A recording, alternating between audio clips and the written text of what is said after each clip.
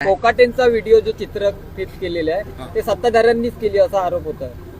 हे बघा, आता जे काही प्रकार सुरू आहे त्या बाबतीमध्ये त्यांनी देखील स्पष्टीकरण दिलेलं आहे आणि त्या बाबतीमध्ये योग्य ते सगळं जे काय त्याची पडताळणी होईल।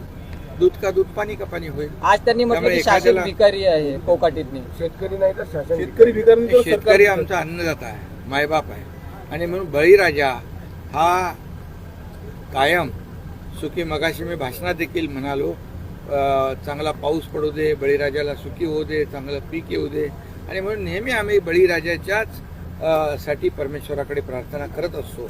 आणि जर असं मला वाटतं तुम्ही त्यांनी जे काही काय म्हणाले, त्यांनी ते असे म्हणाले की शेतकरी भिकारी नाही, सरकार भिकारी आहे असे ते बोलले। शासन भिकारी कोकाटे असं तर मला वाटतं ते मंत्री महोदयांनी बोलू नये, बोलले असतील तर बोलू नये। त्यांचा राजीनामा घेतला तर महायुतीकडून आता त्यांचे पक्षाचे प्रमुख अजितदादा आहेत आणि मला वाटतं एक जे काय बोलले ती वास्तवता काय, वस्तुस्थिती काय ती पाहतील।